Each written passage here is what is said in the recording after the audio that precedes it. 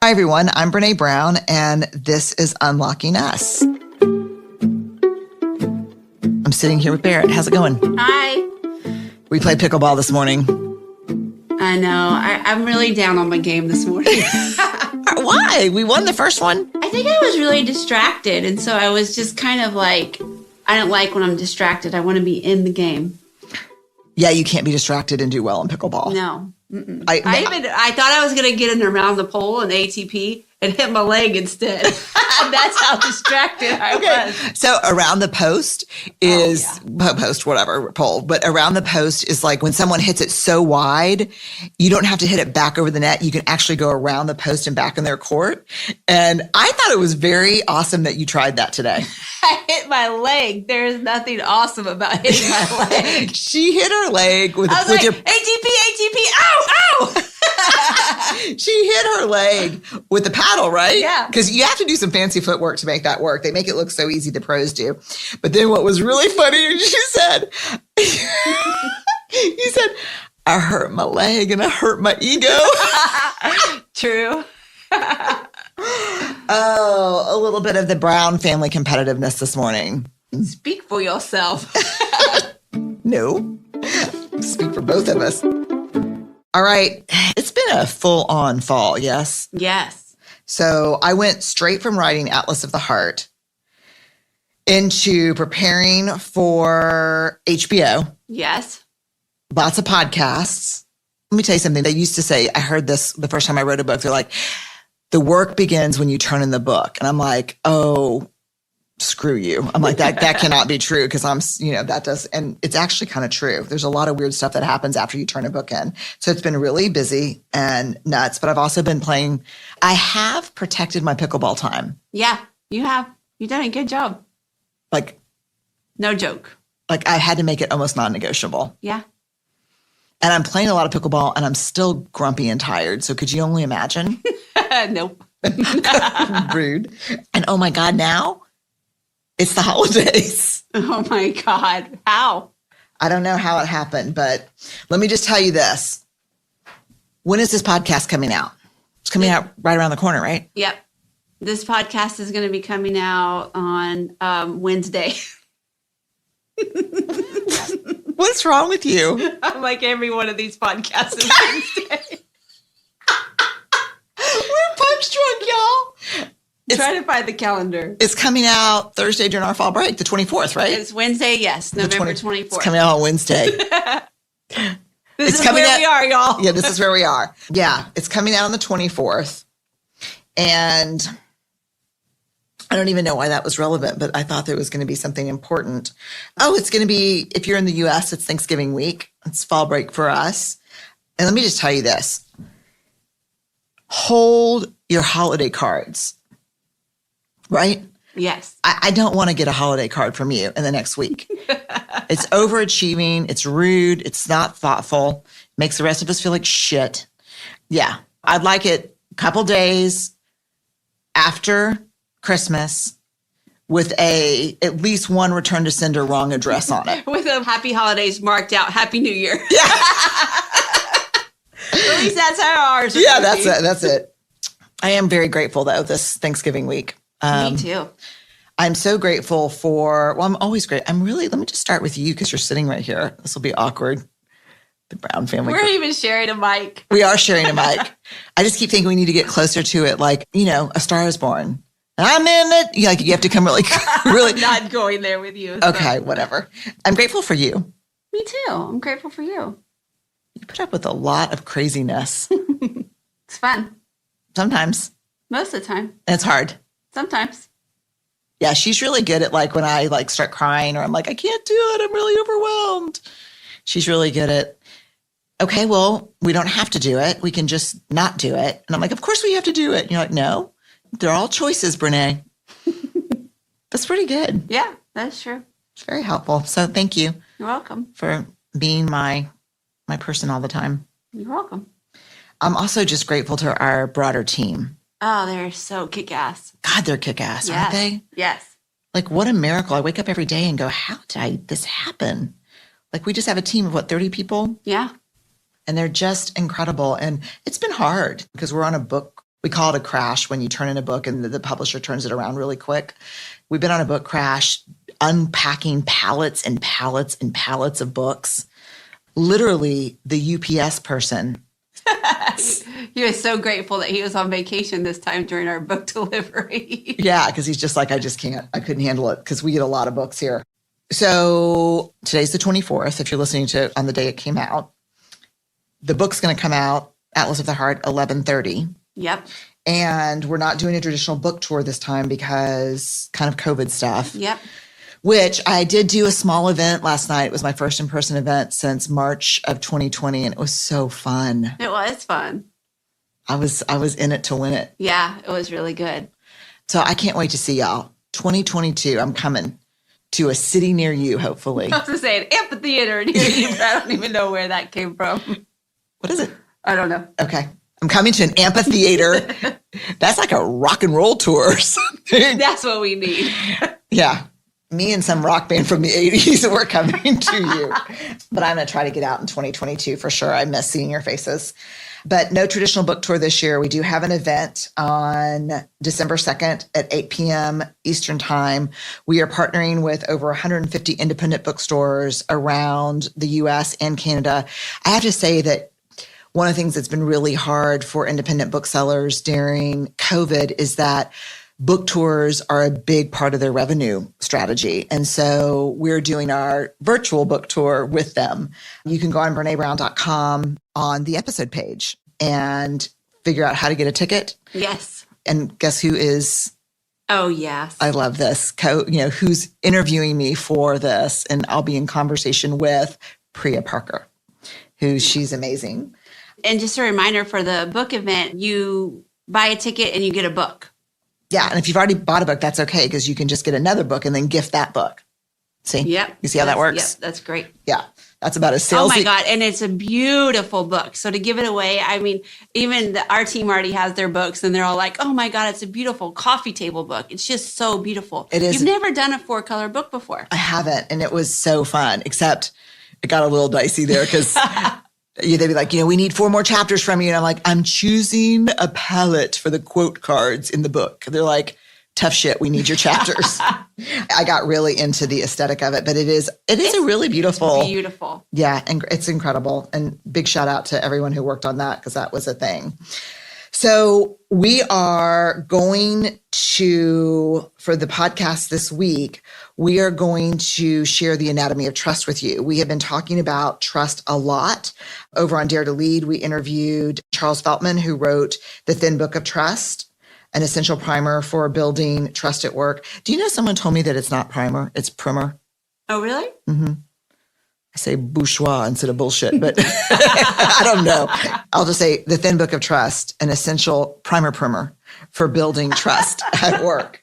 Barrett and I also did 2 episodes on trust in the workplace. And so I did a talk at UCLA at Royce Hall for Oprah's Super Soul Sessions, where I talked about the fundamentals of trust.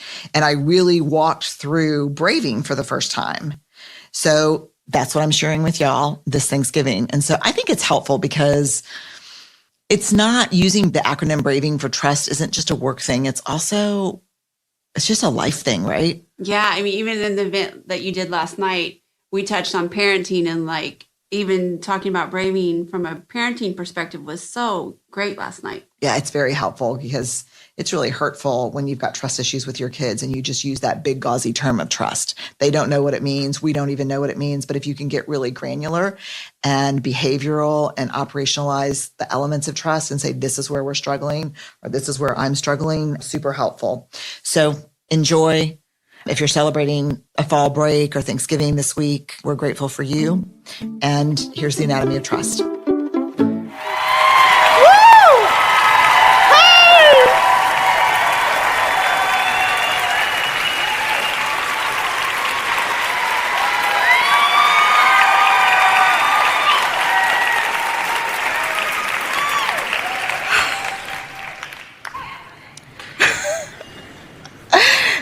This is my intention right now. Don't cry before you start. Don't cry before you start. Oh, it just feels like an incredible understatement to say how grateful I am to be here. with all of you. I feel like I have a relationship with many of you on social media, and you were like, T-minus 2 days. I'm like, it's coming! We're going to be together. So I am so grateful to be here with you. I'm going to talk about trust, and I'm going to start by saying this. One of my favorite parts of my job is that I get to research topics that mean something to me. One of my least favorite parts of my job is I normally come up with findings that kick me in the butt and make me change my entire life. That's the hard part. But I get to dig into the stuff that I think matters in my life and the life of the people around me. And the topic of trust is something I think I probably would have eventually started to look at closely because I study shame and vulnerability.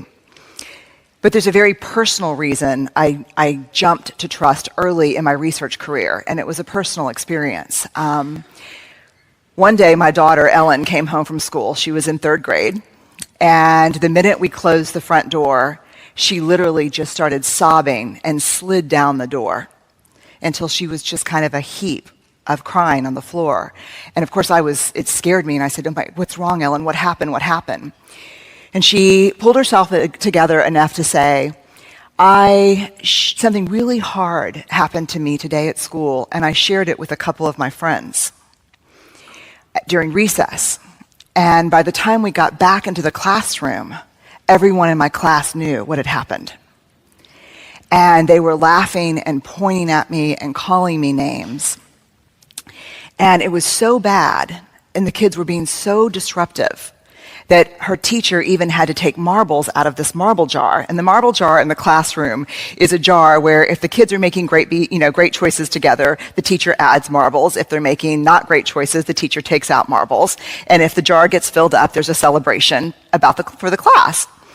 And so she said, it was one of the worst moments of my life. They were laughing and pointing, and Miss Balkin, my teacher, kept saying, I'm going to take marbles out, and she didn't know what was happening. And she looked at me, and she, just with this face that is just seared into my mind, and said, I will never trust anyone again. And my first reaction, to be really honest with you, was damn straight. You don't tell anybody anything but your mama. Yeah, right? That's it. I mean, that was my like, you just tell me. And when you grow up and you go off to school, mama will go too. I'll get a little apartment. And the other thing I was thinking, to be quite honest with you, is I will find out who those kids were. And while I'm not going to beat up a 9-year-old, I know their mamas. That's the place you go to. And I'm like, how am I going to explain trust to this 3rd grader in front of me? So I took a deep breath and I said, Ellen, trust is like a marble jar. She said, what do you mean? And I said, you share those hard stories and those hard things that are happening to you with friends who over time you filled up their marble jar. They've done thing after thing after thing where you're like, I know I can share this with this person.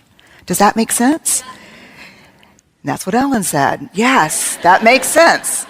And I said, do you have any marble jar friends? And she said, oh yeah, I totally. Hannah and Lorna are marble jar friends. And I said, and then this is where things got interesting. And I said, tell me what you mean. How do they earn marbles for you? And she's like, well, Lorna, if there's not a seat for me at the lunch cafeteria, she'll scoot over and give me half a Heine seat. And I'm like, she will? She's like, yeah, she'll just sit that like that, and so I can sit with her. And I said, that's a big deal. This is not what I was expecting to hear. And I said, then she said, and you know, Hannah, on Sunday at my soccer game, and I was waiting for this story where she said, I got hit by a ball, and I was laying on the field, and Hannah picked me up and ran me to first aid. And I was like, yeah? And she said, Hannah looked over, and she saw Oma and Opa, my parents, her grandparents, and she said, look, your Oma and Opa are here. And I was like, boy, she got a marble for that? And she goes, well, you know, not all my friends have 8 grandparents. Because my parents are divorced and remarried. My husband's parents are divorced and remarried. And she said, and it was so nice to me that she remembered their names. And I was like, And she said, do you have marble jar friends? And I said, yeah, I do have a couple of marble jar friends. And she said, well, what kind of things do they do to get marbles? And this feeling came over me, and I thought, the first thing I could think of, because we were talking about the soccer game, was that same game, my good friend Eileen walked up to my parents and said, Deanne, David, good to see you. And I remember what that felt like for me. And I was like, certainly, trust cannot be built by these small, insignificant moments in our lives. It's got to be a grander gesture than that. So, as a researcher, I start looking into the data. I gather up the doctoral students who've worked with me. We start looking, and it is crystal clear. Trust is built in very small moments. And when we started looking at examples of when people talked about trust in the research, they said things like, yeah, I really trust my boss. She even asked me how my mom's chemotherapy was going. I trust my neighbor, because if something's going on with my kid, it doesn't matter what she's doing, she'll come over and help me figure it out. You know, one of the number one things emerged around trust in small things? People who attend funerals. This is someone who showed up at my sister's funeral. Another huge marble jar moment for people, I trust him because he'll ask for help when he needs it. How many of you are better at giving help than asking for help? Right? So asking for help is one of those moments. So one of the ways I work as a grounded theory researcher is I look at the data first, then I go in and see what other researchers are talking about and saying, because we believe the best theories are not built on other existing theories, but on our own lived experiences. So after I had looked at this, I said, let me see what the research says. And I went to John Gottman, who's been studying relationship for 30 years. He has an amazing work on trust and betrayal. And the first thing I read, trust is built in the smallest of moments. And he calls them sliding door moments. Sliding Doors is a movie with Gwyneth Paltrow from the 90s. Have y'all seen this movie? So it's a really tough movie, because what happens is it follows her life to this seemingly unimportant moment where she's trying to get on a train. And she makes the train, but the movie stops and splits into two parts, where she makes the train and she doesn't make the train. And it follows them to radically different endings. And he would argue that trust is a sliding door moment. And the example that he gives is so powerful. He said he was lying in bed one night. He had 10 pages left of his murder mystery. And he had a feeling he knew who the killer was, but he was dying to finish this book. So he said, I want to get up, brush my teeth, go to the bathroom, and get back in and not have to get up. I just want, that feeling when you just want to get all situated and read the end of your book. So he gets up and he walks past his wife in the bathroom who's brushing her hair and who looks really sad. And he said, my first thought was, just keep walking, just keep walking. And how many of you have had that moment where you walk past someone and you're like, oh God, avert your eyes. Or you look at caller ID or your cell phone and you're like, oh yeah, I know she's in a big mess right now. I don't have time to pick up the phone, right? Yes or no?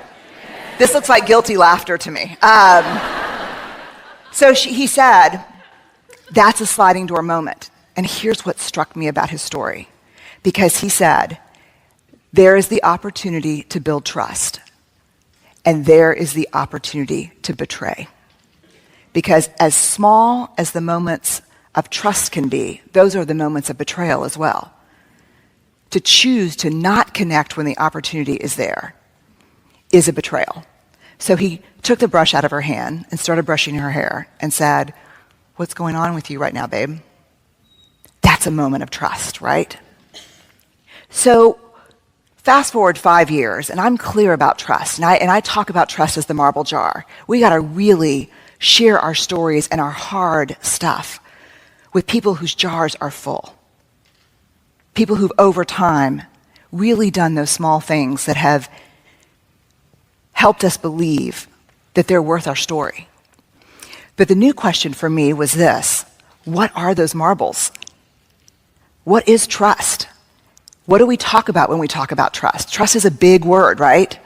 To hear I trust you or I don't trust you, I don't even know what that means. So I wanted to know, what is the anatomy of trust? What does that mean? So I started looking in the research, and I found a definition from Charles Feltman that I think is the most beautiful definition I've ever heard. And it's simply this: trust is choosing to make something important to you vulnerable to the actions of someone else. Choosing to make something important to you vulnerable to the actions of someone else. Feltman says that distrust is what I have shared with you that is important to me is not safe with you. So I thought, that's true. And Feltman really calls for this, let's understand what trust is. So we went back into all the data to find out, can I figure out what trust is? Do I know what trust is from the data? And I think I do know what trust is. And I put together an acronym, BRAVING, B-R-A-V-I-N-G, braving. Because when we trust, we are braving connection with someone. So what are the parts of trust? B, boundaries. I trust you if you are clear about your boundaries and you hold them and you're clear about my boundaries and you respect them. There is no trust without boundaries. R, reliability. I can only trust you if you do what you say you're going to do. And not once. Reliability. Let me tell you what reliability is in research terms. We're always looking for things that are valid and reliable. Any researchers here or research kind of geeks? There's 10 of us. Okay, so we would say a scale that you weigh yourself on is valid if you get on it and it's an accurate weight. 120. Okay. So that would be a very valid scale. I would pay a lot of money for that scale. So that's actually not a valid scale, but we'll pretend for the sake of this. That's a valid scale. A reliable scale is a scale that if I got on it 100 times, it's going to say the same thing every time.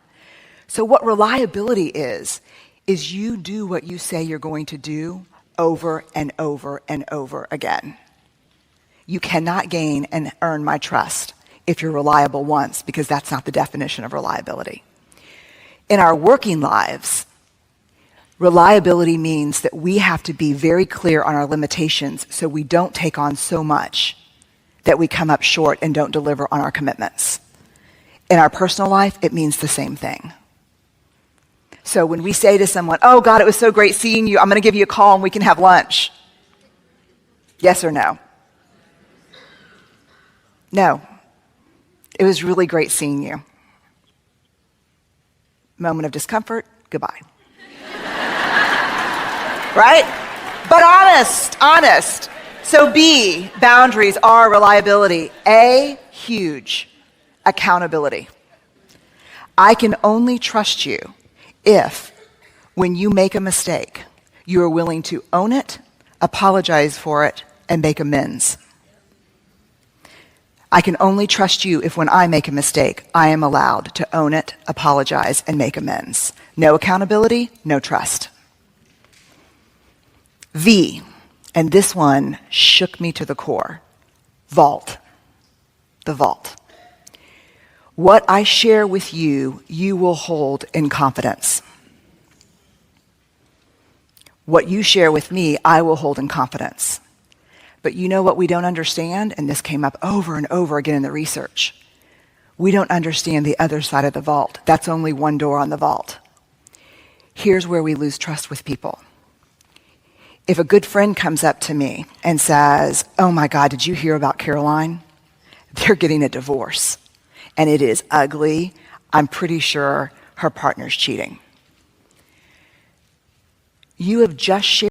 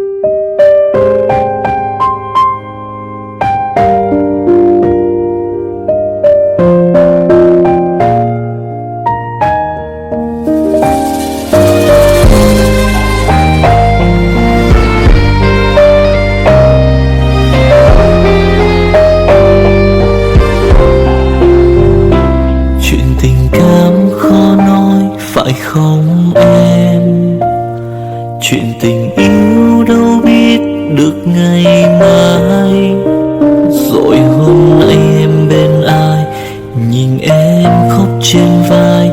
Thôi hãy quên đi, về với em hiện tại. Anh còn nhớ về ngày ta còn đắm say. Anh vẫn nhớ về người bên anh khi ấy. Em đã quên rồi câu hứa yêu trọn đời. Em bỏ anh rồi, em vui tình nhân mới. Cuộc tình này đã khác rồi, mình kết thúc em ơi. Chuyện tình này đã chết rồi, còn thích chi em ơi. Một lần em gian dối rồi, còn có yêu không vui. Một lần em đã phản bội, làm vết thương chưa nguôi.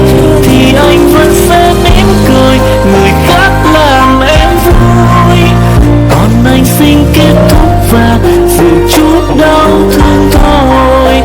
Ở nơi xa luôn nhớ về một mối duyên tình phai. Đường em đi nay khác rồi, còn mỗi anh đơn côi. Đường em đi nay đã khác rồi, còn riêng anh mãi đứng đơn côi.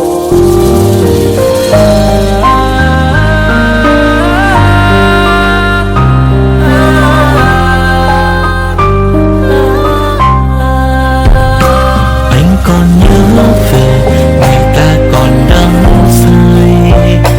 Anh vẫn nhớ về người bên anh khi ấy. Em đã quên rồi câu hứa yêu trọn đời. Em bỏ anh rồi, em vui tình nhân mới. Cuộc tình này đã khác rồi, mình kết thúc em ơi. Chuyện tình này đã chết rồi, còn thích chi em ơi. Một lần em gian dối rồi, còn có yêu không vui. Một lần em đã phản bội, làm vết thương chưa nguôi.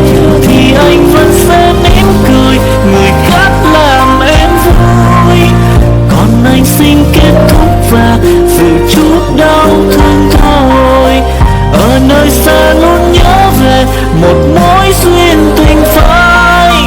Đường em đi nay khác rồi, còn mỗi anh đơn côi. Cuộc tình này đã khác rồi, mình kết thúc em ơi. Chuyện tình này đã chết rồi, còn tiếc chi em ơi.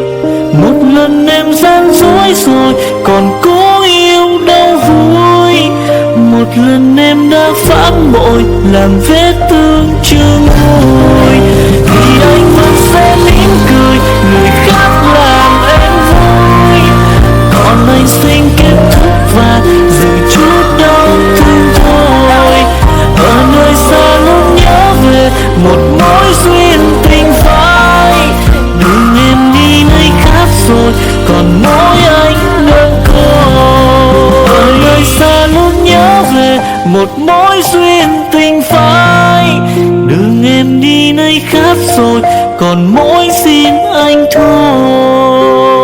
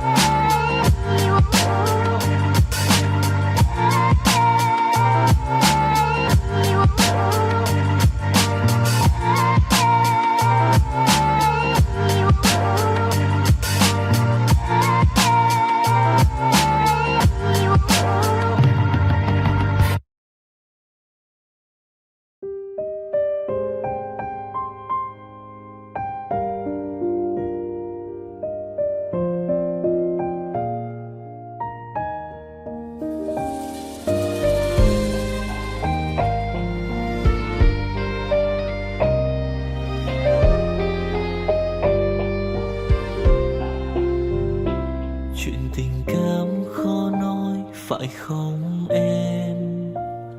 Chuyện tình yêu đâu biết được ngày mai. Rồi hôm nay em bên ai, nhìn em khóc trên vai.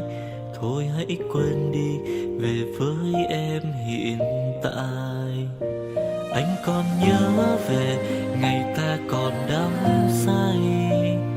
Anh vẫn nhớ về người bên anh khi ấy. Em đã quên rồi câu hứa yêu trọn đời. Em bỏ anh rồi, em vui tình nhân mới. Cuộc tình này đã khác rồi, mình kết thúc em ơi. Chuyện tình này đã chết rồi, còn tiếc chi em ơi. Một lần em gian dối rồi, còn cố yêu không vui. Một lần em đã phản bội, làm vết thương chưa nguôi. Thì anh vẫn sẽ mỉm cười, người khác làm em vui. Còn anh xin kết thúc và giữ chút đau thương thôi. Ở nơi xa luôn nhớ về một mối duyên tình phai.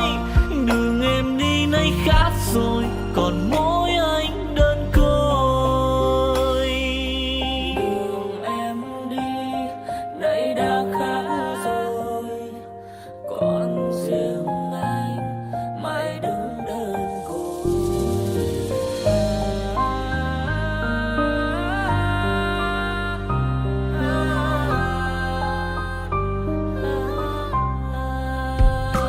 Anh còn nhớ về ngày ta còn đắm say. Anh vẫn nhớ về người bên anh khi ấy. Em đã quên rồi câu hứa yêu trọn đời. Em bỏ anh rồi, em vui tình nhân mới. Cuộc tình này đã khác rồi, mình kết thúc em ơi. Chuyện tình này đã chết rồi, còn tiếc chi em ơi. Một lần em gian dối rồi, còn cố yêu không vui. Một lần em đã phản bội, làm vết thương chưa nguôi. Thì anh vẫn sẽ mỉm cười, người khác làm em vui. Còn anh xin kết thúc và giữ chút đau thương thôi. Ở nơi xa luôn nhớ về một mối duyên tình phai. Đường em đi nay khác rồi, còn mỗi anh đơn côi. Cuộc tình này đã khác rồi, mình kết thúc em ơi. Chuyện tình này đã chết rồi, còn tiếc chi em ơi. Một lần em gian dối rồi, còn cố yêu đâu vui. Một lần em đã phản bội, làm vết thương chưa nguôi. Thì anh vẫn sẽ mỉm cười, người khác làm em vui. Còn anh xin kết thúc và giữ chút đau thương thôi. Ở nơi xa luôn nhớ về một mối duyên tình phai. Đường em đi nay khác rồi, còn mỗi anh đơn côi. Ở nơi xa luôn nhớ về một mối duyên tình phai. Đường em đi nay khác rồi, còn mỗi xin anh thôi.